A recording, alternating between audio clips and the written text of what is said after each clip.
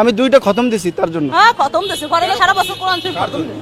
ইয়া আইয়ুহাল্লাযীনা আমানু লা তুলহিকুম আমওয়ালুকুম ওয়ালা আওলাদুকুম আন যিকরিল্লাহ।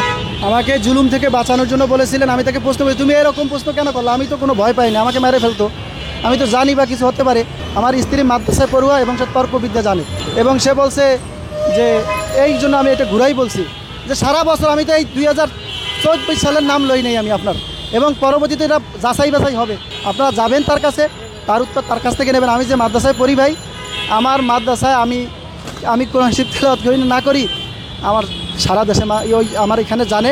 আমার মামুলাত এটা যদি চেষ্টা করি দৈনিক 5 পারা কোরআন তেলাওয়াতের। আমি ভাইরাল হওয়ার জন্য আসে আমার জীবন সংখ্যা মানে এতদিন আমি শেখ হাসিনার আমলে 5ই আগস্টের আগে আমি মাসজিদে শেখ হাসিনার জুলুমের বিপক্ষে আমি কথা বলছি যে শাসক জুলুম করে, সে শাসক মাজলুমের আহাজারি যদি কোনো যে শাসক তার কানে না যায়, ওই শাসক ধ্বংস হয়ে যায়। ওই শাসকের এখন আপনার সংখ্যাটা কি?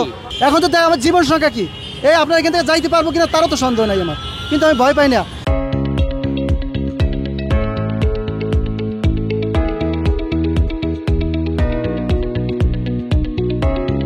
এখানে আসছেন, আপনার স্ত্রী কি পাঠাইছে? আমার স্ত্রী অসুস্থ, সে এত ভয় পাইতেছে বাইরে বেরোলে আমাকে মেরে ফেলবে। হ্যাঁ, তারা আমাকে আমি ক্লান্ত, আজকে এক হিসেবে পালাই আমি চলে আসছি। আমি নজরবন্দি কোন দেশ এটা, আমার স্ত্রী ভয়তে কালকে গেছে যখন থানায়, কোন দেশে এটা? আগে তো আমি দেখছি একটা শেখ হাসিনার আমলে একটা মানুষ অসুস্থ হইলে ফোন তেলে পুলিশ ঔষধ দিয়ে গেছে, আমার স্ত্রী গেছে যে আমার এই অবস্থা থানায়।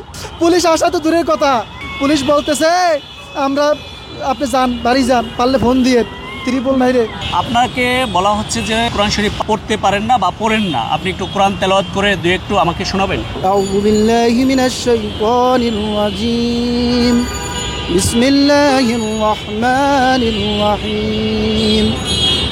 ইয়া আইয়ুহাল্লাযীনা আমানু লা তুলহিকুম আমওয়ালুকুম ওয়ালা আওলাদুকুম আন যিকরিল্লাহ ومن يفعل ذلك فأولئك هم الخاسرون وأنفقوا مما رزقناكم من قبل أن يأتي أحدكم الموت فيقول ربي لولا أخرتني إلى أجل قريب فأصدق وأكن من الصالحين ولن يؤخر الله نفسا إذا جاء أجلها والله خبير بما تعملون صدق الله العظيم। বাসায় যাওয়ার পরে যে ঘটনাটি ঘটছে যে আপনার বাড়িওয়ালা আপনার উপরে ইফেক্ট করেছে, সেই ব্যাপারটা কীরকম ছিল একটু বলবেন?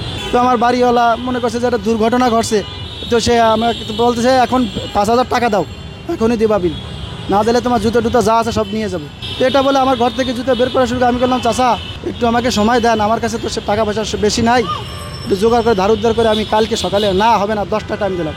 পরে আমার স্ত্রী ধার উদ্ধার করে কিছু টাকা ছিল মিলাইয়া দিয়েছে, দেওয়ার পরে আমার কাছে কালকে বাজার করার টাকা ছিল না।